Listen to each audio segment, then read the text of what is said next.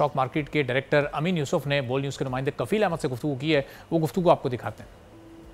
2024-25 की आमद है, इसमें कितने टैक्सेस में इजाफा किया जाना है, इम्कान है, खदशात हैं, सरमायाकार खासा मोहतात है पाकिस्तान स्टॉक मार्केट के। इस तमाम सूरत हाल के ऊपर हम बात करेंगे। आज मेरे साथ मौजूद हैं साबिक डायरेक्टर पाकिस्तान स्टॉक मार्केट अमीन यूसुफ साहब। अमीन भाई, क्या सूरत हाल है, बजट आने वाला है, किस तरह देख रहे हैं, खदशात हैं सरमायाकारों में, ये किस हद तक वो मोहतात रवैया है इस वक्त? देखिए बिल्कुल हैं, और मार्केट में रूमर्स सर्कुलेट कर रहे हैं कि जो टैक्सेशन का निज़ाम है वो नॉर्मल पे आ जाएगा कॉर्पोरेट पे।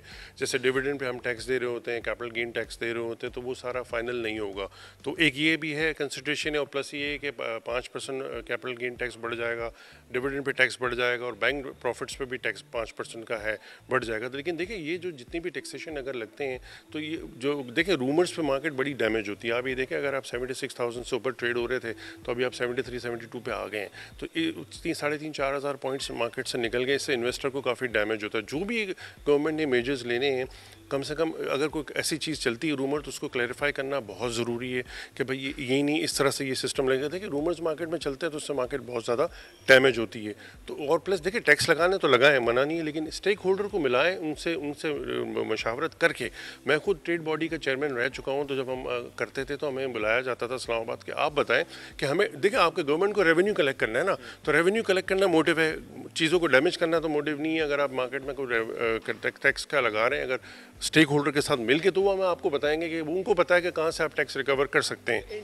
ये जो अगर आप समझ लें कि ये जो र्यूमर्स हैं, इसने किस हद तक जो है वो मार्केट को जो है वो नेगेटिव जोन में दाखिल किए, और आप क्या समझते हैं टैक्सेस अगर लगते हैं तो गवर्नमेंट को रेवेन्यू तो चाहिए, तो मतलब कौन सा आप समझते हैं कि अगर स्टेक होल्डर से बात भी कर ली जाए तो क्या टैक्सेस में आप ये किसी जो लेवल है उसको सर्टन किया जाए लेवल पे?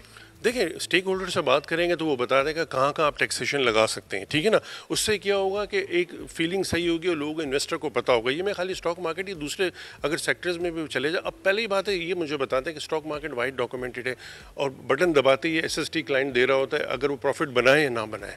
तो ऐसे कहीं भी दुनिया की मार्केट में नहीं होता कि आप ट्रेड करें, प्रॉफिट पर आपको टैक्स देना होता है, ट्रेडिंग पर नहीं देना होता है। SST आपको लग रहा होता है क्लाइंट को वो दे रहा होता है।